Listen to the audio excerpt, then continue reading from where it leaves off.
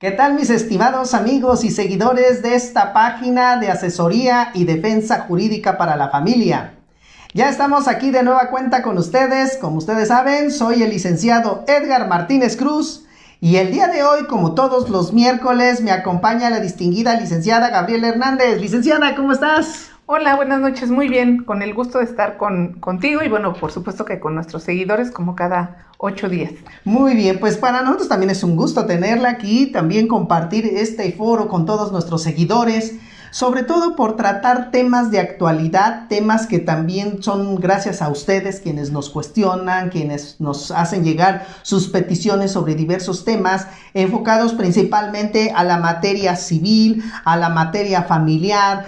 También cuando a la licenciada le toca la materia laboral, ahorita hemos descansado un poquito ese tema, pero pues ya en próximas transmisiones empezaremos también a hablar sobre estas cuestiones porque son de también trascendencia e importancia para la familia. No puede estar la familia desapartada de estos rubros porque también incide estas áreas del derecho en estas circunstancias y en estas situaciones que estoy mencionando.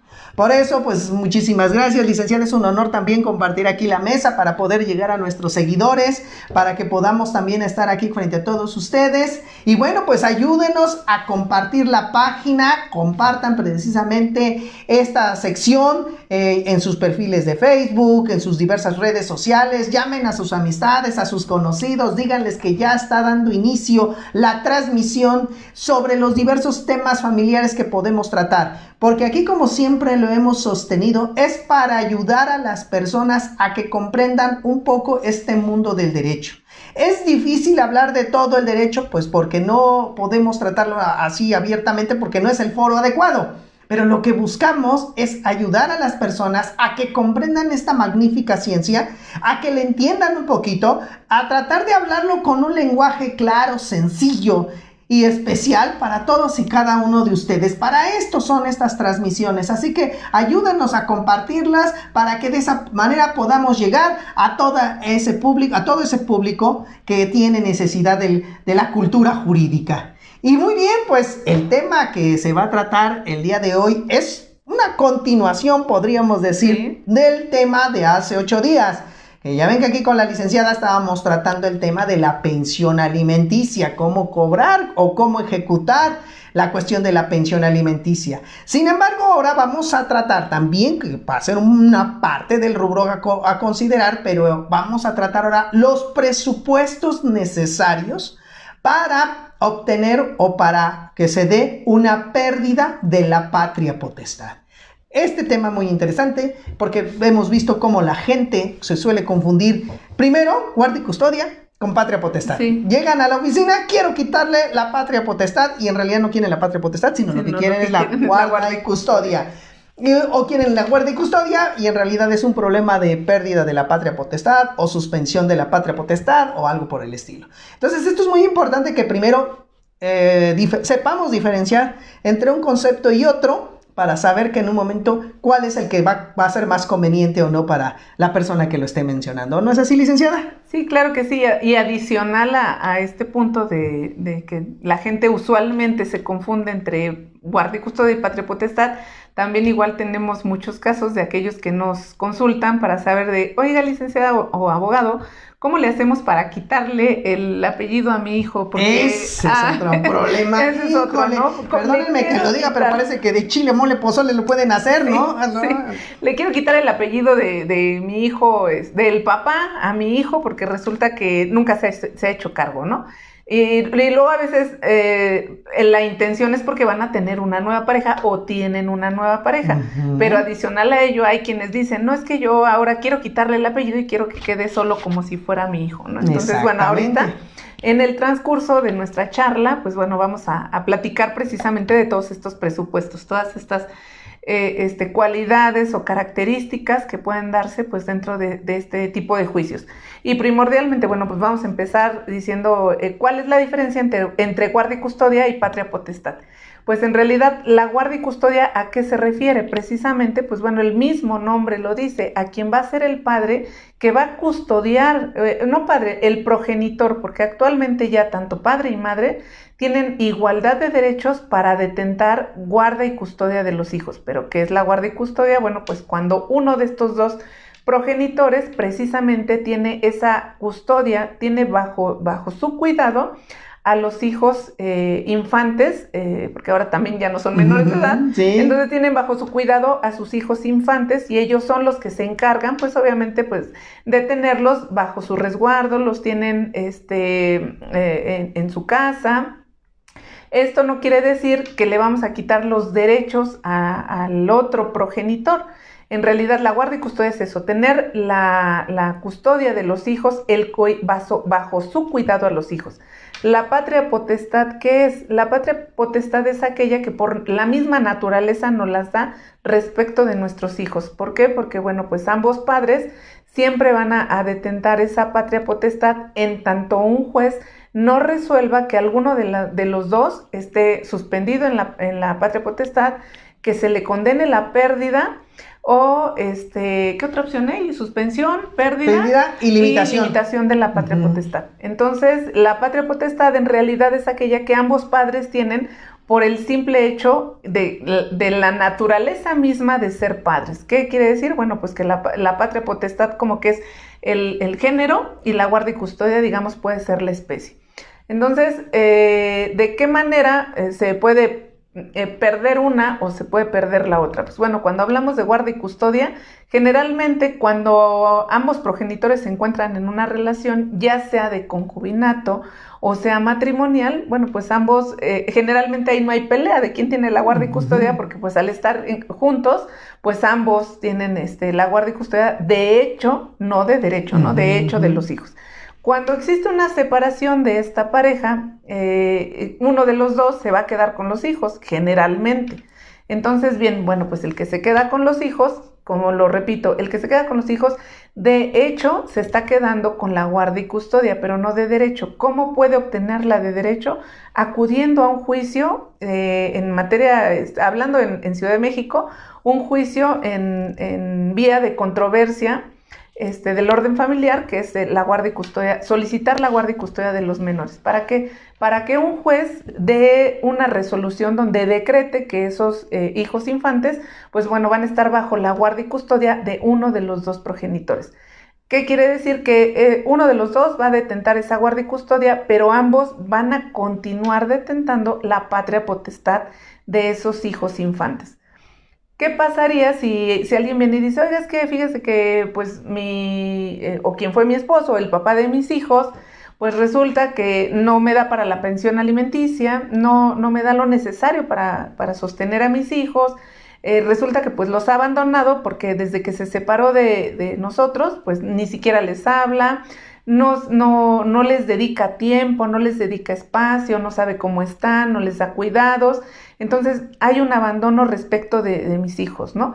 O a lo mejor también puede ser, pues es que fíjese que resulta que este señor es excesiva, ejerce una violencia física, violencia emocional respecto de mis hijos. Entonces yo quisiera saber si alguna de esas causales puede ocuparse para que este señor pierda la patria potestad respecto de mis hijos. Pues bueno, sí son causales. Hay diversas causales para la pérdida de la patria potestad, como lo es, pues, ejercer violencia física, violencia emocional respecto de los hijos, el incumplimiento de las obligaciones alimentarias también, el abandono de los hijos, el que, por ejemplo, este señor hubiera sido condenado en una sentencia por algún delito doloso y grave, aun cuando ese delito no tenga que ver o no tenga una relación directa con los hijos. En esos casos es posible que se pueda perder esa patria potestad. Sin embargo, bueno, pues nosotros hay que ir a un juicio para solicitar que un juez decrete la pérdida de la patria potestad, y sí tenemos que acreditar las causales que nosotros estamos invocando en este juicio. Entonces, ¿a qué tipo de juzgado o qué tipo de procedimiento nosotros vamos a utilizar para poder realizar un juicio de esta índole? Bueno, pues en Ciudad de México nosotros vamos a acudir ante los jueces de proceso oral familiar para solicitar la pérdida de la patria potestad. Si hablamos del Estado de México, pues en el Estado de México todos los juicios familiares ya son de orden oral, entonces en el Estado de México no hay esa diferencia, ¿no? De juicio escrito y juicio oral en materia familiar. En el Estado de México es un juicio oral, porque pues así son todos los juicios familiares. Entonces, si hablamos en caso particular de la Ciudad de México, desde nuestra demanda, nosotros vamos a manifestar cuál es la causal y vamos a exhibir las pruebas idóneas y necesarias para acreditar esa causal. Si nosotros invocamos la causal de incumplimiento en la obligación alimentaria, realmente la carga de la prueba es para la parte demandada. Yo, como si soy la madre, vamos a ocupar el ejemplo de la mujer, si soy la madre que está solicitando la pérdida de la patria potestad respecto del padre, lo que tengo que hacer es acudir al juicio y manifestar que este señor ha incumplido en su obligación alimentaria. Si nosotros tenemos una sentencia o un convenio de donde se derive que él tenía ya una obligación judicial de otorgar pensión alimenticia, la verdad es que sería muchísimo mejor. No es completamente indispensable, porque muchas veces incluso colegas me han dicho, ay, abogada, es que yo me quiero ir al juicio de la de la pérdida de la patria porque no ha dado alimentos, pero no ha iniciado el de alimentos, entonces no tengo cómo acreditar el incumplimiento. Claro que sí tienes cómo acreditarlo, simplemente con la existencia de los infantes o de los mayores de edad que necesitan pensión alimenticia. Este ya es el primer presupuesto que tú necesitas para acreditar que existe una obligación alimentaria. Entonces tú vas y dices, estos menores necesitaban que se les proporcionara alimento, no tengo una sentencia, sin embargo este señor ha incumplido en el pago de esa obligación alimentaria y tendría que ser él quien tuviera que venir a juicio y acreditar que efectivamente sí ha pagado esa obligación alimentaria para poder salvarse de perder la patria potestad. Si no tiene cómo hacerlo, bueno, pues entonces muy seguramente el resultado de esta sentencia va a ser la pérdida, por supuesto, de esa patria potestad. Exactamente. ¿No? Sí, sobre todo eso es muy importante, que también sepan, como les digo, esa diferencia, para que no caigamos en esa situación de no saber hacia qué demandar y cómo demandar. Como bien dice la licenciada, en efecto, la diferencia, digamos, entre el procedimiento escrito y el procedimiento oral es de que en el caso del procedimiento oral se crean nuevas pruebas que no están en el procedimiento escrito. Principalmente esta prueba que a mí me encanta desarrollarla, que es la prueba de declaración de parte, donde ya no se limitan a un formulismo como las posiciones que se deben de realizar en la prueba confesional. Y sobre todo que ahora la mayoría, no quiere decir que todas, sino la mayoría de las peticiones se tiene que hacer de forma verbal dentro de una audiencia, donde ahora se va a estar videograbando esa audiencia y como consecuencia, al estarse videograbando, esas van a ser ahora las constancias procesales. Ya no tanto como antes, bueno, con el procedimiento escrito que todavía existe en el caso de la situación de las controversias familiares en la Ciudad de México, donde todavía se están guardando, bueno, ahora en la computadora, antes se mecanografiaba en máquinas de escribir, ¿verdad? Todavía en nuestra época sí tocaban las máquinas de escribir, pero ¿qué quiere decir? Que todo era en papel.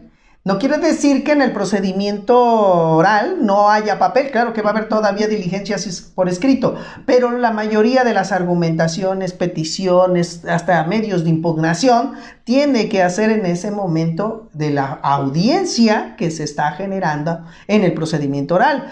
Y en efecto, solamente unas cuantas controversias son las que está regulando, en este caso, a través del acuerdo que emitió el Consejo de la Judicatura de la Ciudad de México el 18 de mayo del año 2018, donde estableció nada más qué controversias se van a manejar en materia de oralidad y que están pues dentro de ellas las cuestiones de la patria potestad, ¿no? Aparte pues de que está el de cuestiones de filiación y otras situaciones, pero que no es el tema ahorita aquí de tratarlo, solamente para que se ubiquen en ese aspecto de por qué la guarda y custodia se va a tramitar en el procedimiento escrito y la pérdida, limitación, suspensión o lo que ustedes quieran tratar sobre la patria potestad se va a llevar ante un juez de proceso oral. E incluso la restitución, porque también existe la restitución de la patria potestad. No, la restitución, en efecto, esa es, digamos, no es una novedad, sino que más bien es algo que también ustedes necesitan conocer, de que si perdieron la patria potestad, claro, pero pues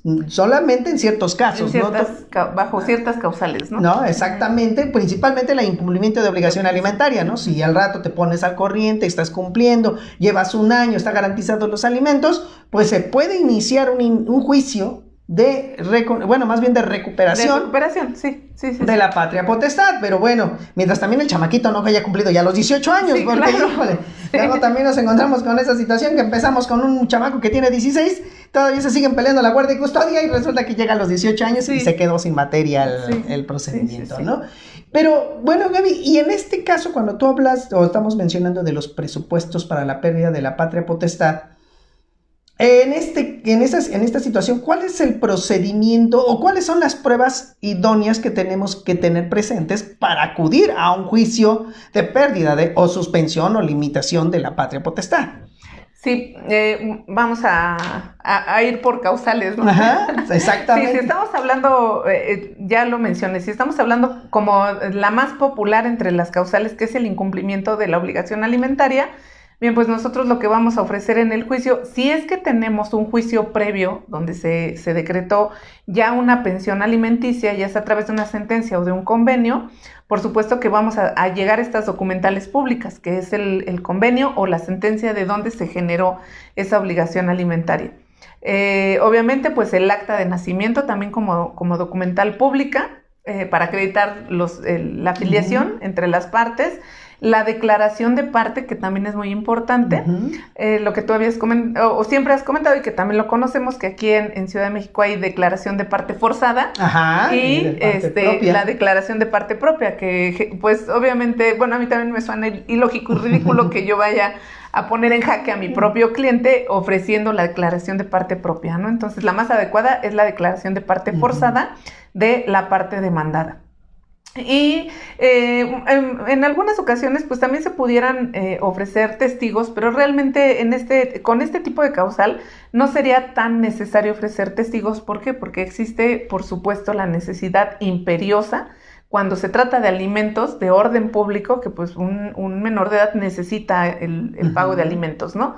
Entonces, digamos, esas serían las pruebas que se ofrecerían dentro de la causal de incumplimiento de la obligación alimentaria. Si nosotros hablamos, por ejemplo, de la causal de abandono de menor, pues bueno, yo sugeriría incluso también ofrecer la plática de menor. ¿Por qué? Porque a través de la plática que tendría el juez con el infante, la plática con el infante, el juez puede determinar si efectivamente existe una relación entre el infante, cercana, ¿no? Entre el infante y el padre, o entre el infante y la madre. ¿Por qué? Porque muchas veces los niños son manipulados por el progenitor que lo tiene bajo su cuidado y dice, no, pues es que tú vas a decir que tu papá no te ve, que tu papá no te habla, o que tu papá te pega, te maltrata y demás. Entonces, bueno, en estas pláticas que sostiene el juez con estos infantes, el juez puede determinar y puede vislumbrar si efectivamente este niño está o han ejercido un tipo de violencia. Un tipo de violencia, ¿cómo? A través de la manipulación. ¿Para qué? Para que él de alguna manera pues hable mal del papá, para que tenga aversión al papá o a la mamá, en el caso que sea, y es importante esta plática con el infante. Entonces, además de la plática con el infante, pues en estos casos también sería necesario un estudio psicológico, una prueba pericial en psicología que de igual manera determine si este infante está siendo manipulado por el caso en particular de la mamá, para que tenga aversión respecto del papá. Y en estos casos, incluso también hasta aquí sí podríamos ofrecer una testimonial, porque también igual puede haber testigos que presencien esa situación, que presencien cuando, no sé, a lo mejor puede ser alguien allegado a la familia y que le diga al señor, oye, ¿sabes qué? Yo he visto cuando la mamá le dice, ¿sabes qué? Y a tu papá no lo quieras, y cuando venga, sácale la lengua y lo pateas y di que no, y que no te ve, que te maltrata y demás. ¿Una alienación? La alienación parental. Entonces, también podemos ofrecer, obviamente, la declaración de parte. ¿Para qué? Pues para traer a juicio a esa mamá y también a través de este cuestionario que ya va a ser más libre, de alguna manera presionarla, porque anteriormente era el pliego de posiciones y podíamos dar la indicación de, ¿sabes qué? si eres mi clienta, cuando vayas a juicio, mejor contesta todo que no. Contestas a todo que no y no te metes en absolutamente ningún problema. Sí. Sin embargo, en esta declaración de parte, como son preguntas abiertas e incluso el propio juez puede hacer las preguntas que él considere pertinentes, ahí sí nosotros podemos poner en jaque a esa otra parte. Porque, por ejemplo, si en algún momento dicen, no, pues es que el papá los ha abandonado y nunca se ha preocupado de venir y de cuidarlos, de atenderlos, de hablarles. Bueno, una pregunta es, entonces él nunca ha ido, no, nunca ha ido. ¿Y por qué usted no ha buscado o de qué manera usted ha buscado la convivencia entre los hijos con el papá? Exactamente. ¿No? De alguna manera usted ha buscado que los hijos y el papá tengan este acercamiento. ¿Por qué no lo ha hecho? Entonces, porque también es parte de las obligaciones de crianza de ambos padres, ¿no? Buscar ese acercamiento para que los hijos tengan la presencia tanto paternal como maternal. Entonces, fíjense qué importante es saber qué pruebas nosotros podemos ofrecer en cada una de las causales. Si nosotros utilizamos una causal de violencia en donde el papá ejerce violencia igual psicológica, física respecto de los menores, pues adicional a todas las que ya manifestamos, bueno, pues si es violencia psicológica, reitero de nueva cuenta, ofrecer la plática con los infantes, ofrecer el estudio en psicología, e incluso, digo, si la violencia ha sido física y de alguna manera todavía por ahí hay huellas de la violencia, porque hay gente muy violenta que ha descalabrado a los hijos, me ha tocado, ¿no? Que los ha descalabrado, que los han cortado, que los han quemado, y esa violencia sigue presente en el cuerpo de los menores. Por supuesto que también es importante ofrecer una pericial médica que determine que efectivamente el niño presenta tales o cuales cicatrices, ¿no? Exactamente. Porque eso también es muy, muy importante. En el caso en particular, en algún momento llevé yo un juicio en donde descubrimos que el papá de este infante había cometido delito de robo y había estado preso incluso en reclusorio por la comisión del delito de robo, y además ese robo había sido agravado. Entonces nosotros utilizamos esa causal, que el papá había sido sentenciado por un delito doloso y grave, que no tiene nada que ver con el menor. Sin embargo, pone en riesgo, por supuesto, pues al menor estar conviviendo con este sujeto. Llevamos a juicio las pruebas pertinentes relacionadas con, en ese entonces era averiguación previa, el proceso que se llevó en el reclusorio, solicitamos informes, incluso solicitamos la copia de la sentencia certificada que llegara al juzgado para que pudiera determinar el juez que efectivamente este señor había sido condenado por un delito grave y doloso, y con eso pudimos obtener con esa documental pública pudimos obtener una sentencia favorable de la pérdida de la patria potestad. Entonces sí es importante, número uno, identificar algo que yo sí les reitero siempre, les pido, si somos abogados, hay que ser honestos con nuestros clientes. Cuando los clientes llegan al despacho, siempre hay que vienen, que quiero la pérdida de la patria, que quiero la guardia y custodia. A ver, vamos a platicar, platíqueme de qué se trata el asunto. ¿Por qué usted quiere la pérdida de la patria potestad? Porque muchas veces vienen y no tienen nada. Entonces hay que ser honestos, hay que desmenuzar el asunto para que nosotros podamos determinar si tenemos material con qué trabajar y poder ofrecerle al cliente una sentencia favorable, o si no tenemos nada, pues también decirle, ¿sabe qué? No tenemos nada. Entonces, si usted quiere, podemos llevar el juicio así, pero seguramente va a ser pérdida de tiempo y va a tener que pagar, por supuesto, mis honorarios, ¿no? Y los honorarios no se van a reducir aun cuando desde este momento sepa que no va a llegar a ningún lado. Entonces hay que ser honestos con los clientes, y si nosotros somos los clientes, pues también pedir honestidad a un abogado y acudir a un abogado especialista que conozca el tema. Exacto. Que eso también es muy importante. Entonces, saber si tenemos elementos para saber si vamos a entrar al juicio. Y si no tenemos elementos, pues también determinar igual y no entrarle, o a lo mejor hay gente que dice, no me importa, quiero entrarle y quiero darle una lección, ¿no? Entonces, bueno, pero pues ahí sí tenemos que determinar bien si somos abogados, si tenemos causales, cuáles tenemos y qué elementos probatorios, con cuáles contamos para poder llegar al juicio. Y lo reitero, desde el inicio tanto en Ciudad de México como en Estado de México, desde la presentación de la demanda, tenemos nosotros que ofrecer nuestras pruebas. Nuestras pruebas, exactamente. Tienes toda la razón, Gaby, en este sentido de, en efecto, yo siempre lo he sostenido que postular la materia familiar no es fácil, máxime cuando hay menores de edad involucrados. Porque lógico que el conflicto está entre los padres. Porque los menores no tienen ningún conflicto con sus progenitores en muchas ocasiones, no quiero decir que todas, para que no digan, sí, hay padres que no cumplen bien sus funciones como deben de ser y por eso nos vamos a la necesidad de entablar pues estas pérdidas o estas suspensiones, limitaciones de la patria potestad. Pero también es importante darnos cuenta que a veces es un juego de poder, en donde en efecto, pues ya me dejaste, no quieres regresar conmigo, pues ahora por medio de los hijos te voy a hacer también el labor de vigilancia. Sí. Seamos francos, a veces los hombres principalmente, porque son los más casos que hemos tenido, y estadísticamente se ha hablado, pues en efecto los hombres quieren ejercer un control de poder a través de los hijos y viceversa. También las madres, en un momento dado, a través de los hijos, quieren ejercer también un control, yo lo he visto más de poder económico sobre el progenitor. Sí.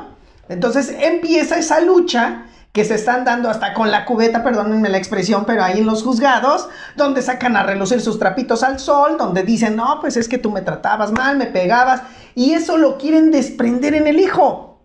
Sí. O sea, yo como les he dicho, bueno, sí, aquí dice que el señor le pegaba, que le golpeaba a la señora, pero ¿en qué momento viene que el hijo fue el que recibió ese maltrato? Hablan del maltrato que recibieron las partes, a lo mejor en la relación, pero eso no va a traer como consecuencia que tú pierdas la patria potestad o que te la limiten. Ese más bien es un pleito todavía entre la pareja, o bueno, la expareja, que ya no serían pareja, donde ya van buscando ciertas cuestiones que solamente a ellos les atañe y que no tiene que ver con la cuestión, por ejemplo, de la pérdida de la patria potestad.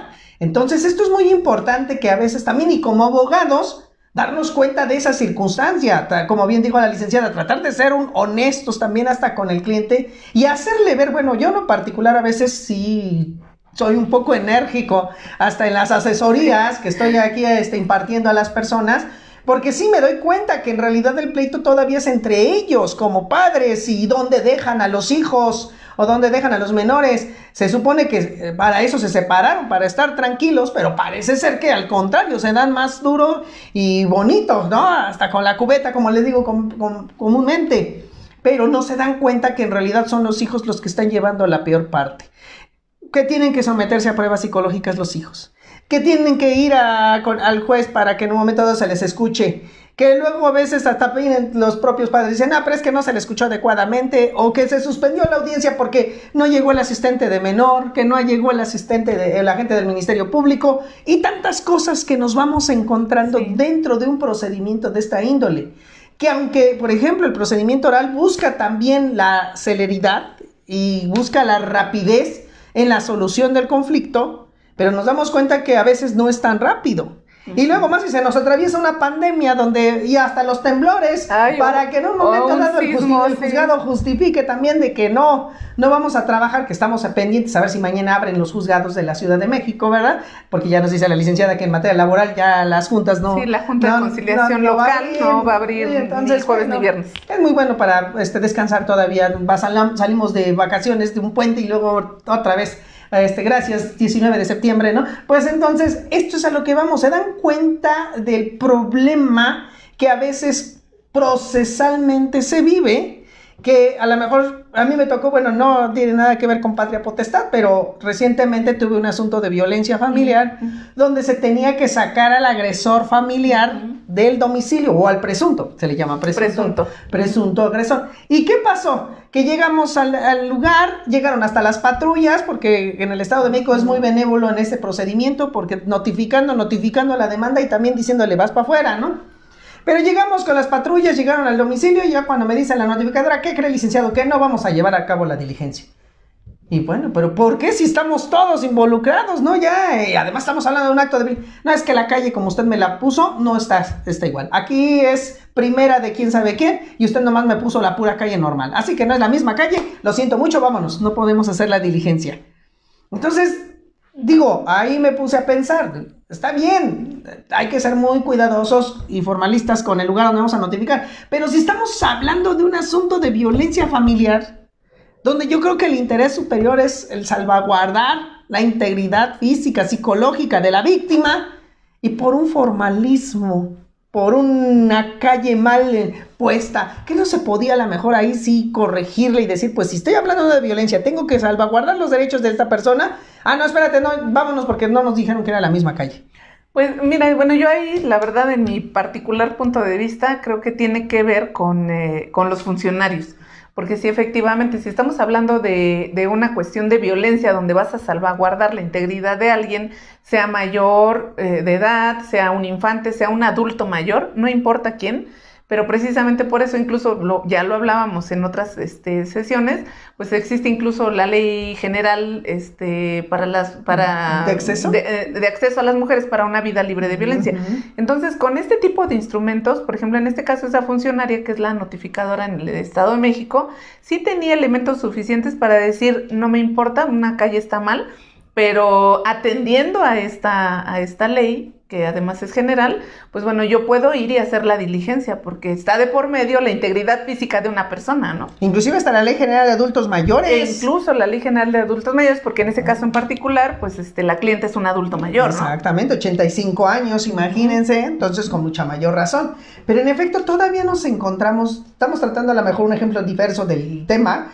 pero nos ayuda un poco pues para ver cómo a veces un formalismo mal empleado, un formalismo mal interpretado, pues puede llegar a cuánto tiempo perdernos en ese aspecto.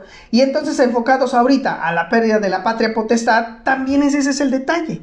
Aquí lo importante, miren, o sea, no estoy diciendo que no hagamos juicios de pérdida de la patria potestad, pero como bien dijo la licenciada hace rato, me gustó mucho su punto de vista, debemos de estar especializados en este tema.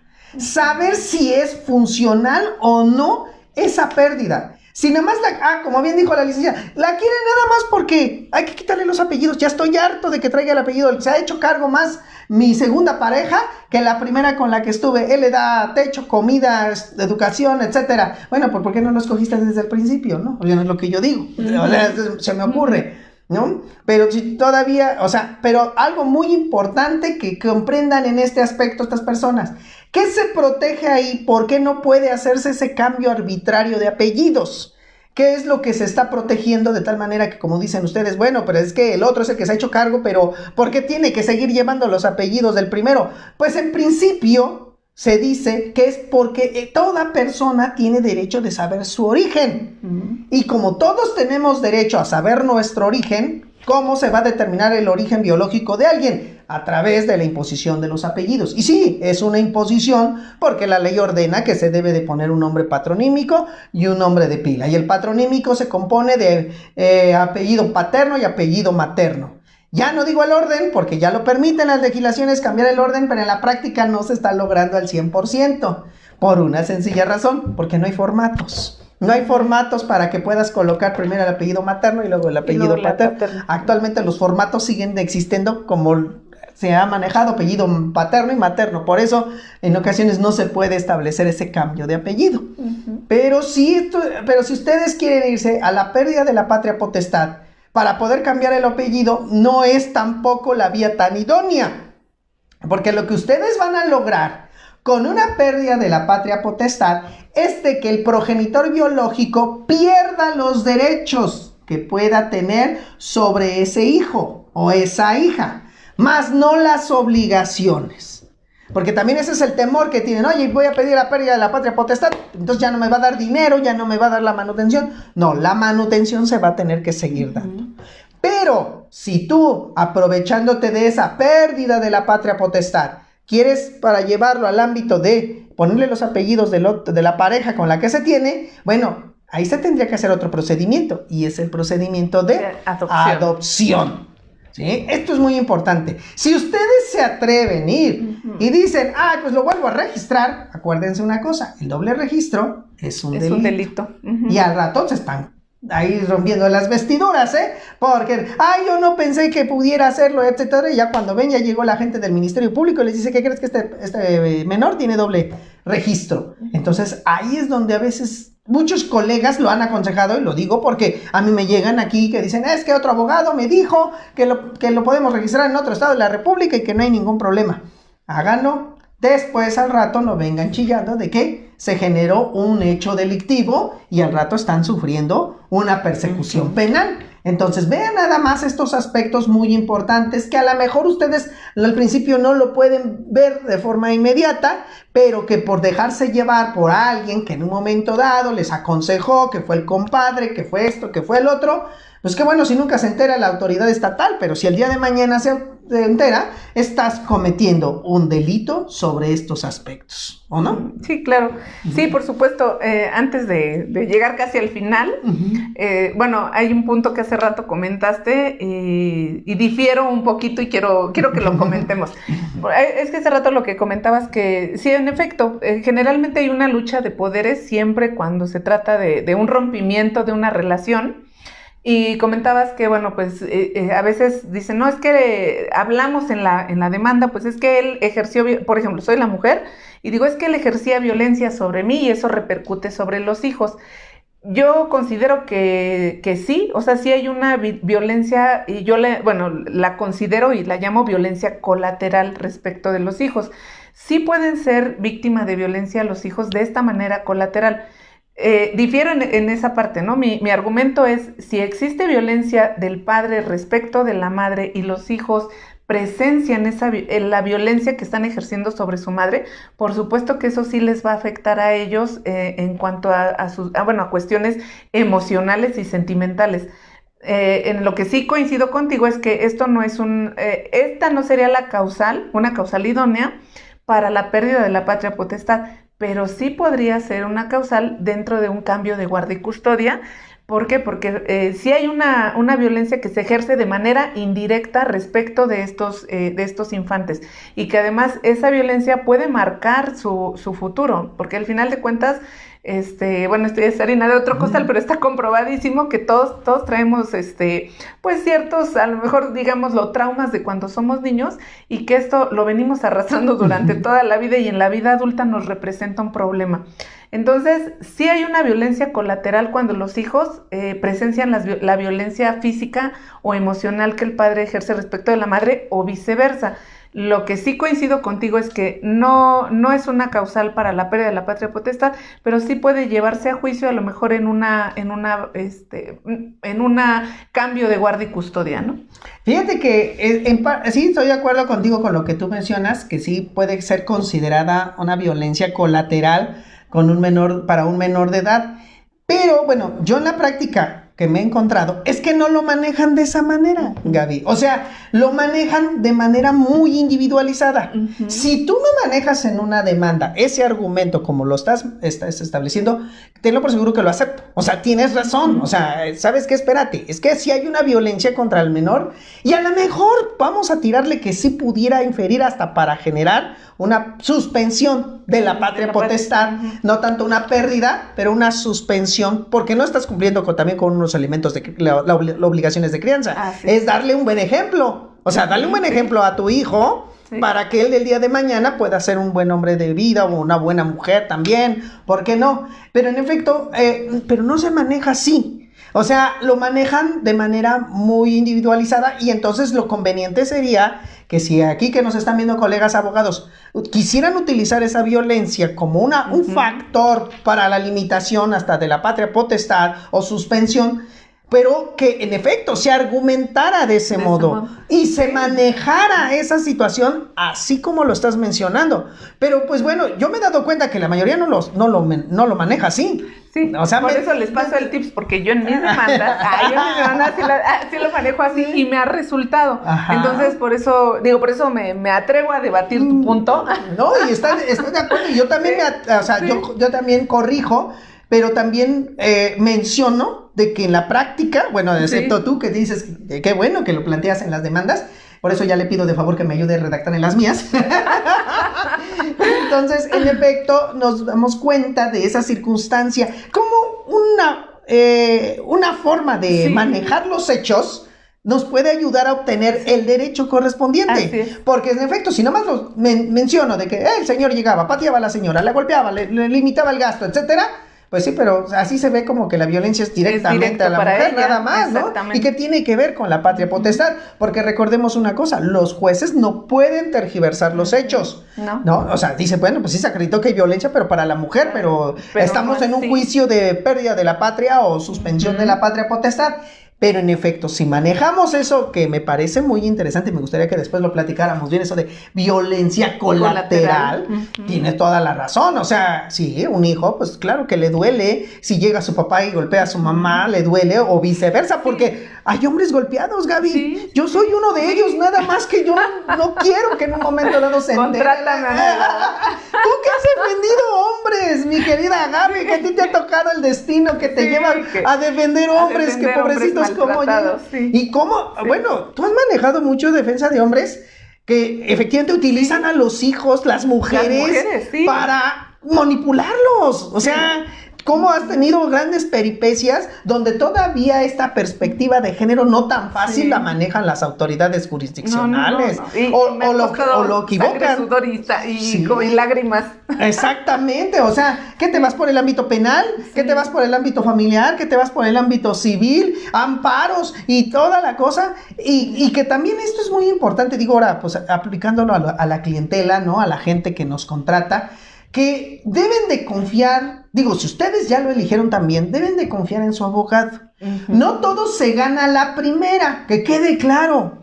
No, y además no es magia, porque la gente dice, ay, a mí me recomendaron con usted, abogada, me dicen que es buenísima, que lleva los asuntos muy bien en defensa de hombres, sobre todo, ¿no? Por ejemplo, porque soy especialista en defensa de hombres en materia familiar.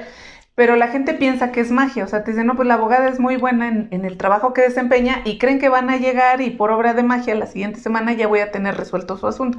Entonces hay que tener confianza con el cliente y tienen que saber que no es cuestión de magia, que todo lleva su tiempo, máxime en esta temporalidad que estamos viviendo, que venimos de lo de la pandemia, los juzgados familiares en la Ciudad de México otra vez regresaron a puerta abierta, puerta cerrada. Exacto. Entonces sí nos comprometemos, por supuesto, con los clientes, pero sí deben de entender también que pues todo proceso lleva su tiempo, ¿no? Exacto. Y cada caso es diferente. Exacto, sobre todo, eso es muy importante, nada de que a mi comadre y a Chonita hasta le dieron más porcentaje de pensión y a mí nada más me dieron esto. A ver, señores, para empezar, no todos los asuntos son iguales y no todos los criterios jurisdiccionales también son iguales.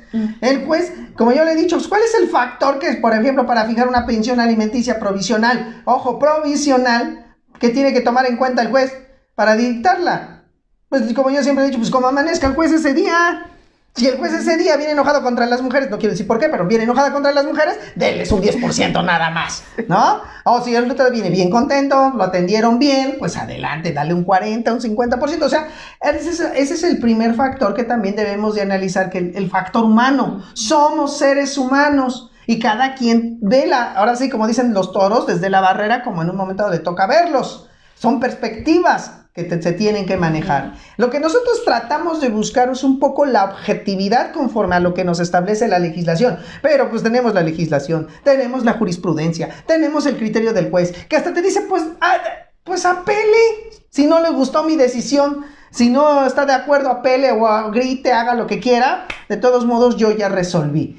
Pero si nosotros también jugamos con los elementos necesarios, llevamos, como ahorita estábamos platicando, pues efectivamente los medios de prueba. Yo siempre le he dicho a la gente, estos juicios son con pruebas, se ganan o se pierden, pero con pruebas. Sí. Pero si me sales con que es que mire que celebré, como ayer me dice una abogada, ¿no? Es que dice el señor que celebró un contrato verbal de donación del inmueble y que ya no le pertenecía, sino le pertenecía a otra persona, y ahora resulta que en un juicio de divorcio la señora vino y pidió la liquidación de la sociedad conyugal y que le quiere la mitad también de ese inmueble, pero si ya no le pertenece, porque de hecho ya inclusive ya lo tiene en posesión el comprador, pero fue verbal.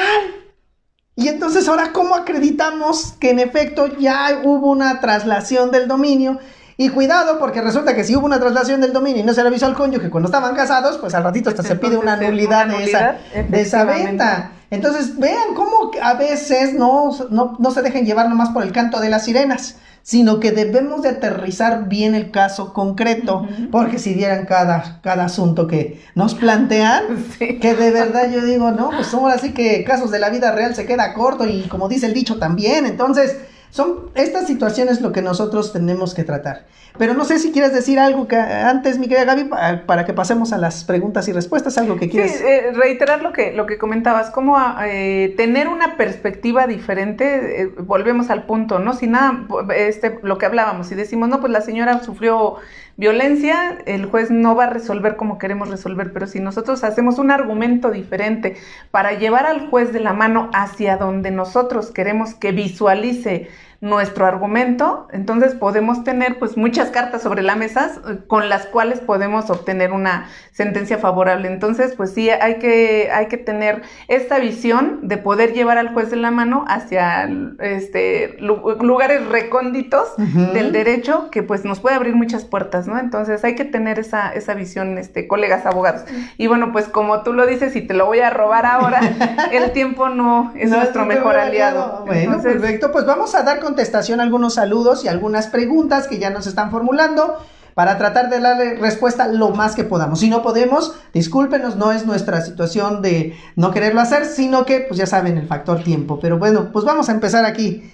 Bueno, yo veo aquí Carlos Reyes nos manda saludos. Saludos, Carlos. Díaz Lupis Vite también nos saluda. Saludos, Díaz Lupis. Yolanda Alonso nos manda también saludos. Yolanda, Deni Estefanía, veo que también una seguidora que constantemente está ahí con nosotros. Saludos. En este caso, Luciano Beltrán también nos manda saludos. Mira, aquí Carlos Reyes nos propone un tema que dice, ¿cuándo un video sobre derecho corporativo? La verdad sería genial, ¿no? Preparar uno, porque pues sí, últimamente que nos estamos especializando en materia inmobiliaria, esto creo que viene... Y creo que va a ser, tenemos una sorpresita próximamente de alguien que ha también manejado un poco el corporativo y nos sería puede ayudar en estos temas, ¿no? Bueno, muy bien, también nos dice Carlos Reyes, compartan estrellas. Ah, sí, pues ahí si pueden, compártanos unas estrellitas ahí de los que en un momento dado quieran también apoyarnos para que sigamos difundiendo estos videos. También Luciano nos dice excelente tema. Ara Biurkis, una seguidora también constante, veo, nos manda saludos y que nos agradece por los conocimientos. Y así tenemos a César Coraza, Leonel García, Marcos Luis, Lucy Luciano, Martín López también nos manda saludos. Saludos. También aquí Elvia Tomás Martínez también nos saluda. Aquí dice, por la derecha nos dice, saludos, ¿es procedente que cada padre se quede con un hijo en el entendido de que ambos menores son menores de 12 años?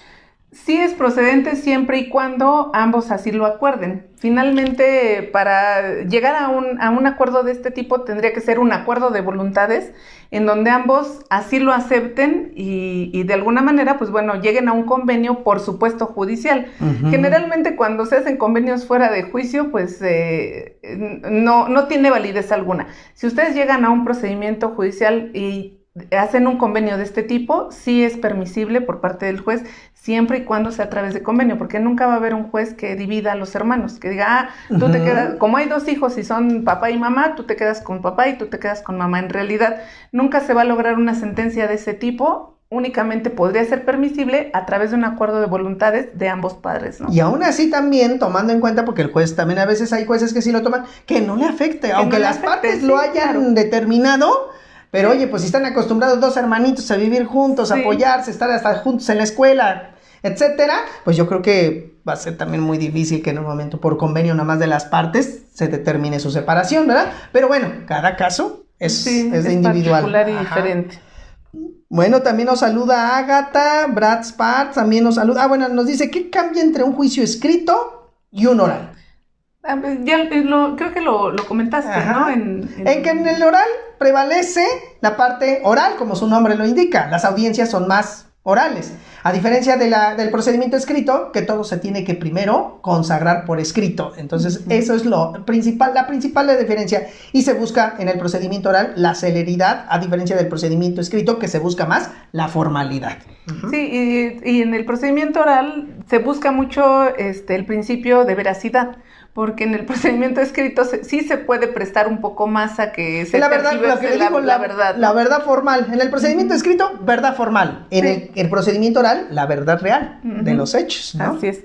Nos saluda Flor de Gómez Fuentes, buenas noches, excelente tema, muchísimas gracias, Flor, saludos también a ti. Arturo Arista, saludos desde Chalma de Guadalupe. Gustavo Madero, saludos hasta Gustavo Madero. Nuestra querida Guadalupe Alcán, también saludos. Alejandro Cariño dice, ¿cuánto tarda desde la presentación de la demanda hasta la sentencia de pérdida de la patria potestad? Ya se hizo convenio sobre la guardia y custodia a mi favor, pero no me ha resuelto sobre la patria potestad, ya que en mi escrito inicial puse pérdida de la patria potestad y no sé qué más falta, ya que abandonó a su pequeño la señora desde los 3 meses y ahora ya tiene 15. Bueno, aquí creo que hay una confusión, porque si hablamos de la Ciudad de México, yo entiendo que en un mismo procedimiento intentó la guardia y custodia y la pérdida de la patria potestad. Si es así, Alejandro, si no, coméntalo. Entiendo que en un mismo juicio pediste guardia y custodia y pérdida de la patria potestad. Si es en Ciudad de México, no son acciones que puedan llevarse en el mismo juicio, en el mismo procedimiento, porque guardia y custodia es proceso familiar escrito. Patria potestad es un procedimiento de índole oral, es un procedimiento especial diferente. Entonces no hay compatibilidad entre los procedimientos, y si estás en un procedimiento escrito, nunca te van a resolver nada respecto de la patria potestad. Tendrías que separarlo, tendría que ser de manera diferente. Si es en el Estado de México, pues... Ahí sí se pueden llevar los dos, porque como bien lo dijiste, aquí en el Estado de México la diferencia es que ya todos los procedimientos familiares se llevan en la vía oral. Entonces aquí todas las controversias familiares se manejan de esa índole. Pero pues, la Ciudad de México, esa es la desventaja que hay. Y es más, también lo vemos en otras entidades federativas, otros estados de la República, donde también hasta hay procedimientos especializados de pérdida de la patria potestad, hasta de reconocimiento y desconocimiento de la paternidad. Entonces, muy importante que efectivamente primero nos ubiquemos en dónde. Porque nosotros podemos darles una opinión sobre asuntos que estamos aquí en la Ciudad de México y Estado de México. Pero como cada legislación procesal es diferente, así como cada legislación sustantiva es diferente en cada estado de la República, quiero comentarles que no lo vean también de una manera tajante. Porque como bien dijo la licenciada hace rato en la pérdida de la patria potestad, como que las causales establecidas en el Código de la Ciudad de México son tajantes y son objetivas. O sea, abandonamos por más de 2 meses, ¿no? Si no me equivoco. Y en el caso de la pensión, no, 3 meses. 3 meses. Y en el caso de la pensión, 90 días, dice, ¿no? O sea, vean, es tajante en el sentido de decir, ¿no has dado pensión?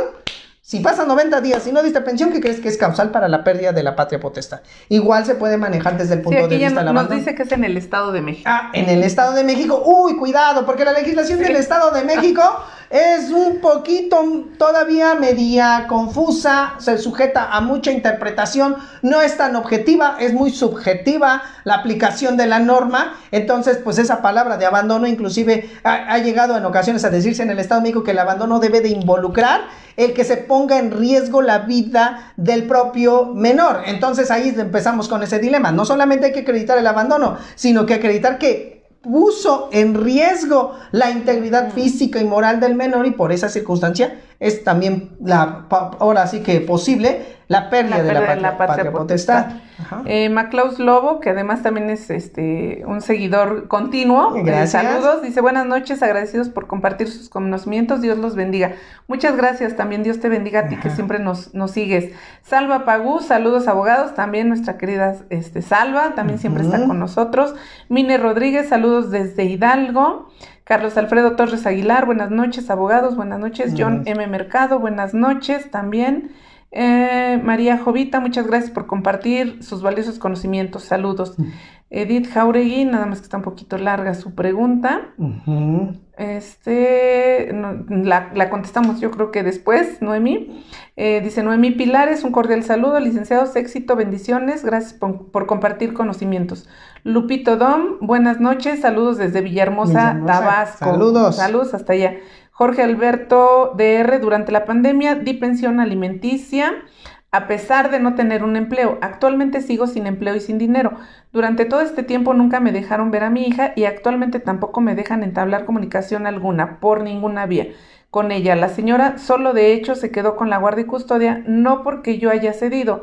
No hay sentencia alguna que le otorgue a ella la guardia y custodia, ni tampoco una que otorgue pensión alimenticia. ¿Estoy en riesgo de perder la patria potestad de mi hija?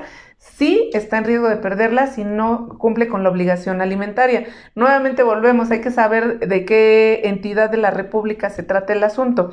Aquí, bueno, obviamente lo que yo le recomendaría, aun cuando no exista una obligación de derecho, sí está en riesgo de perder la patria potestad, porque obviamente es una obligación urgente el otorgar pensión alimenticia a los hijos.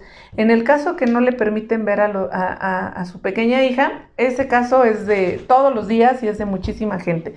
Entonces hay que hacer valer los derechos que usted tiene a su alcance. ¿Cuáles son los derechos? Pues por supuesto que usted puede entablar un juicio para que se le establezca un régimen de visitas y convivencias. Entonces la señora, ahora sí que o le permite ver la convivencia con la hija o se la permite, porque además el derecho de la convivencia es de su hija, ni de usted ni de la mamá, sino de ella como una infante. Uh-huh. ¿Para qué? Pues para obtener su mejor desarrollo, el tener contacto con padre y madre. Entonces, lo que necesita es entablar un juicio a través del cual solicita un régimen de visitas y convivencias con su hija. Y pues haga un esfuerzo para poder pagar algo de pensión alimenticia. Si usted no paga nada, sí se encuentra en un riesgo de perder la patria potestad. Y si es Estado de México o si es Ciudad de México, incluso está en riesgo también de poder perder la libertad, porque hay un delito por no cumplir con la obligación alimentaria. Entonces hay que tener cuidado con eso. Aunque sea algo mínimo, pero haga el esfuerzo por aportar algo de pensión alimenticia. Exactamente, para evitar la cuestión penal, que sobre todo que eso puede dar origen, ¿no? Sí. Nuestra querida Erika Krausch, saludos a mis estimados amigos. Muchas gracias, Erika, saludos también para ti. Jorge Alberto, gracias por compartir sus experiencias. Gracias. Rosita Marín, César Serrano, también Gris Vélez nos saluda, Agustín Aquino Catarino. Muchos saludos también a ti, Agustín, Ana Cuellar, Germán Esparza. ¿Cómo hacemos un divorcio de una persona que se encuentra en Estados Unidos? Él es el que quiere divorciarse. Pues primero hay que saber dónde estuvo el último domicilio conyugal para saber primero cuál va a ser la legislación que aplicaremos para el trámite del divorcio. Esto es lo primero esto va para mis colegas y para todas las personas, ¿eh? Primero se tiene que saber dónde fue el último domicilio conyugal, pero vamos a suponer que fue aquí en la Ciudad de México. Se estableció el último domicilio en la Ciudad de México, el señor ahorita dice está en Estados Unidos, pues a través de un poder consular, que acuda al consulado mexicano, le otorgue un poder a alguien de sus familiares o a su abogado aquí en el estado, aquí en la Ciudad de México, le manda ese poder, pero debe de traer cláusula especial. Hay algunos que dicen no es necesario, yo les recomiendo, pónganle la cláusula especial, nada les quita. Cláusula especial, que significa que ese poder se otorga exclusivamente para el trámite del divorcio que va a llevar fulanito de tal en contra de, y así ustedes van a poder hacer que la persona que ustedes nombren como su apoderado lleve a cabo el trámite aquí en la Ciudad de México, si aquí fue el último domicilio conyugal, ¿no? Mira, nos proponen un tema, dice, ¿pueden hablar acerca de incidente y convenio de disolución de sociedad conyugal, por favor? No hemos hablado acerca de los incidentes. Yo creo que sí podría ser el próximo tema de la siguiente semana. Entonces, también nos manda Juan Manuel saludos, Juliet desde Pachuca. Saludos. También nos mandan desde allá. Por acá vi también que nos mandaban saludos de Izmiquilpan. Hay un bonito lugar. Sí. Muchísimas gracias. Sí, muchas gracias. Ajá. Dice, bueno, Edith Jauregui nos pide que sí podemos o contestemos su pregunta. Sí, mira, Edith, por cuestión de tiempo, la verdad yo creo que ahorita al aire no te la podemos contestar, pero me comprometo contigo que terminando la transmisión te la contesto aquí mismo para que estés pendiente. Y bueno, así tenemos muchos saludos. También nos saluda la licenciada Alma García desde Ciudad del Carmen, allá ahorita está en Campeche, pero la licenciada es de allá de Tampico, Tamaulipas. Es mi paisana. Sí, entonces, pues muy bien. Pues como pueden ver, el tema da para mucho. O sea, podemos estar varias horas platicando sobre este tema, pero como siempre les he dicho, lo importante es que ustedes se lleven un poco ya de conocimiento de qué es esta situación, por ejemplo, de la patria potestad, cómo poderla manejar su pérdida. Es mucho lo que se tendría que hablar porque también tendríamos que explicar más sobre esta circunstancia de hacia dónde se enfoca, cómo se debe de manejar, es más, cómo sería también un juicio de recuperación de la patria potestad, en qué momento se puede recuperar la patria potestad. Generalmente hay quien no sabe, bueno, sobre todo, obviamente quien no sabe del derecho, que no es estudioso del derecho, conocedor del derecho, no saben que existe este tipo de juicios. Exactamente. Que se puede recuperar la patria potestad. Sí, entonces también hay esa posibilidad. Entonces, por eso les digo, el tema es muy amplio, que en una hora abarcar todo, pues es imposible, pero por eso tratamos de hacer temas que son de gran interés para la audiencia, que son constantes los que se presentan, cotidianos, que pues por ejemplo hemos hablado de divorcio constantemente y sabemos que seguiremos hablando del divorcio porque en efecto pues es un tema que es muy amplio, ¿no? Entonces tenemos que hacerlo. Pero bueno, lo importante es que ya ustedes se lleven ese pequeño bagaje cultural y que en su caso pues si quisieran algún asesoramiento ya más personalizado, quisieran una asesoría más individual, con gusto ya los podemos atender. Ahorita les damos nuestros números telefónicos para que por medio de un mensaje de WhatsApp puedan ustedes solicitar su cita. Se les dice pues el costo de los honorarios, ya sea que pueda ser presencial en el propio despacho que tenemos aquí en la Ciudad de México o en su caso también a través de videollamada. Aprovechemos ahorita la tecnología. Entonces si tienen algún interés de que les resolvamos alguna duda, hasta revisar un asunto por medio de la tecnología, pues si lo podemos hacer, ténganlo por seguro que estaremos ahí. Pues un último mensaje, licenciada, números telefónicos de contacto para que la localicen, para que de esa forma... primordialmente que, bueno, nos ayuden a compartir este material, sobre todo porque queremos queremos alcanzar a todas estas personas que, pues, obviamente tienen alguna problemática de esta misma índole, y que pues bueno necesiten este tipo de asesoramientos. Entonces compartan por favor nuestras transmisiones y bueno pues les comparto mis números y redes sociales. Si quieren contactarme de manera personal, únicamente a través de mensaje de WhatsApp al 55 12 93 6675. En Facebook me encuentran como Gabriela Hernández García, me encuentran en TikTok como abogada Gabriela Hernández, me encuentran también en Instagram como Lic Gabriela Hernández García y me encuentran en YouTube como abogada Gabriela Hernández García. No, Gabriela Hernández García, abogada, perdón. Entonces, pues bueno, me pueden encontrar en todas las redes sociales, como bien lo ven. Me parece muy bien, mi querida Gaby. Bueno, pues aquí yo también les doy mi número de WhatsApp para que me manden nada más mensaje, por favor, porque ya saben que pues las tareas cotidianas nos impiden en un momento dado darle respuesta a las llamadas, pero con un mensajito podemos contactarnos. 55 38 96 28 56, repito, 55 38 96 28 56, o a nuestro correo electrónico lex.semper@hotmail.com.